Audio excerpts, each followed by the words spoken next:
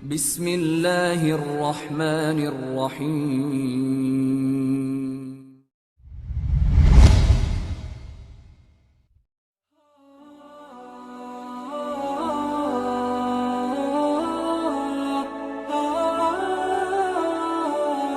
Begitu pula sebaliknya, ada ancaman yang sangat menyedihkan bagi orang-orang yang masuk neraka. Neraka sebuah tempat yang sangat besar dan memang menakutkan. Ya, kata Nabi SAW, neraka itu memiliki 7 buah pintu. Dan kata Nabi SAW dalam hadis riwayat Muslim, yu'ta bi jahannam yaumal qiyamah wa 'alaiha sab'una alfu zimam, ma kulli zimamin sab'una alfa malak yajurrunaha. Neraka akan didatangkan hari kiamat nanti, bangunan yang sangat raksasa yang diikat dengan 70.000 rantai. Di setiap satu rantai ada 70.000 malaikat yang menariknya. Jadi bangunan yang sangat besar. Dalam hadis Bukhari yang lain dikatakan pernah Nabi SAW bersama sahabat mendengarkan suara guntur yang besar, lalu mereka ketakutan. Para sahabat ini setelah hilang, lalu Nabi SAW mengatakan, itu tadi suara yang kalian dengarkan adalah suara batu yang dilempar dari pintu neraka sampai hari ini masih melayang, belum tiba di dasarnya. Memang neraka bangunan raksasa yang luar biasa, gitu kan?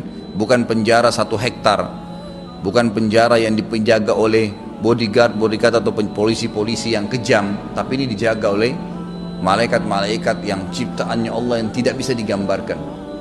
Kata Nabi SAW, kata Allah SWT dalam surat Tahrim ayat 6 surahnya nomor 66. A'udzubillahi minasyaitonirrajim. Ya ayyuhalladzina amanu qu anfusakum wa ahlikum nara wa quduhan nasu wal hijara 'alaiha malaikatun shidadun giladun la ya'sunallaha ma amarahum wa yaf'aluna ma yu'marun. Hai orang-orang yang beriman, ya, hati-hatilah kalian, selamatkan diri kalian dari api neraka. Yang api neraka itu bahan bakarnya dari manusia sama batu-batu. Kita bisa bayangkan kalau manusia yang ditaruh dibakar jadi bahan bakarnya, kita mau dekatin aja sudah nggak nyaman melihat manusia itu jadi bahan bakar, orang teriak-teriak, tapi kita didorong juga masuk di situ dengan batu-batu. Dan batu ini sengaja digunakan kalimatnya, kata ulama tafsir, karena batu itu kalau dibakar tambah panas, menyiksa orang. Yang dijaga oleh malaikat-malaikat yang keras, tegas, tidak pernah menolak apa yang Allah perintahkan dan selalu patuh terhadap apa yang dititahkan. Jadi itu neraka, gitu kan? Dan yang luar biasanya di neraka banyak tingkatan-tingkatan azab. Tapi kita lihat hadis yang menjelaskan tentang siksa neraka yang paling rendah. Kata Nabi SAW, siksa neraka yang paling rendah adalah seseorang di ahli neraka akan diberikan sendal, 2 buah sendal dipakaikan di kakinya dari api neraka, yang pada saat disentuhkan di telapak kakinya maka otaknya mendidih. Ini azab, siksaan yang bukan main-main. Lagian untuk apa kita mau masuk ke sana? Semua yang dilarang ini teman-teman sekalian baik, enak. Jangan begadang, ke bar, ke diskotik, jangan mabuk. Sebenarnya bagus itu. Pulang ke rumah, di apartemen, di rumah santai-santai, minum susu, tidur lebih cepat. Jauh lebih enak gantinya, gitu kan? Lalu kenapa harus itu? Jangan berzina, jangan letakkan kemaluan di yang haram. Allah gantikan, silakan nikah, setelah nikah tidur sepuasnya, pahala malah. Pacaran sepuasnya, cium sepuasnya, pegang sepuasnya. Tapi kenapa orang masih milih yang haram? Dan ujungnya neraka ini. Neraka ini bukan dongeng ya. Jangan Bapak Ibu sekarang ini, soalnya banyak orang gitu masuk pengajian, masuk telinga kanan, keluar telinga kiri. Seakan-akan itu tidak akan terjadi. Ini agama yang kita bahas ini adalah panduan apa yang akan terjadi. Jadi semua jelas ini akan terjadi. Neraka itu akan sangat berat teman-teman sekalian. Terlebih lagi orang kalau sudah meninggal dunia 1 kali, kita kalau sudah meninggal nanti, maka tidak ada kematian lagi. Tidak ada kematian, mati hanya 1 kali, gitu kan?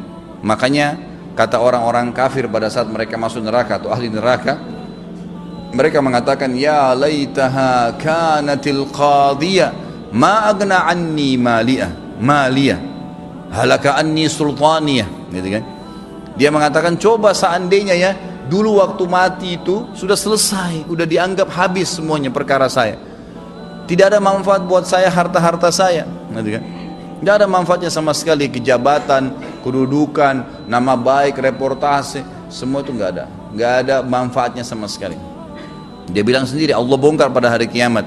Nyesal orang kalau sudah masuk neraka, Bapak Ibu sekalian. Orang kalau sakit pencuri, digebukin, mati, saya yakin tidak akan dipukul lagi oleh orang-orang, karena orang tahu mati sudah selesai urusan dia. Biar dipotong kupingnya, dipotong kakinya, dia nggak rasa sakit karena sudah mati. Tapi di neraka nanti nggak bisa. Kata Nabi SAW, ada orang nanti diikat dengan rantai di neraka, wa na'udzubillah, kemudian dia muter-muter di satu tiang, sementara isi perutnya keluar dan dia tidak mati. Dia tidak meninggal dunia, tidak mati. Ini berat ini, bukan main-main. Allah mengatakan dalam surah An-Nisa ayat 56, A'udzubillahi minasyaitonirrajim, kullama nadidat juluduhum badanahum juludan ghaira liyadzuqul azab. Setiap penghuni neraka sudah terbakar kulitnya, kami ganti dengan kulit yang baru agar mereka merasakan rasa sakit yang baru. Tidak berhenti-berhenti nih. Ya, berat sekali. Maka jangan dianggap remeh teman-teman sekalian. Neraka ini tempat azab yang berat. Yang paling ringan tadi otaknya mendidih. Ini luar biasa. Coba selalu renungi dalil-dalil seperti ini. Kita bayangkan, saya sering kasih contoh, korek gas dibakar di jari kita, sudah panas berapa detik. Bagaimana kalau sudah dipakaikan di kaki kemudian mendidih? Dan saya ingin titik-beratkan sebuah poin masalah iman di sini. Teman-teman sekalian, kalau ada dalil-dalil syar'i berhubungan dengan surga, neraka, kematian, disebutkan di hadapan kita dan kita tidak tersentuh, maka pastikan ada dosa yang mengganjal.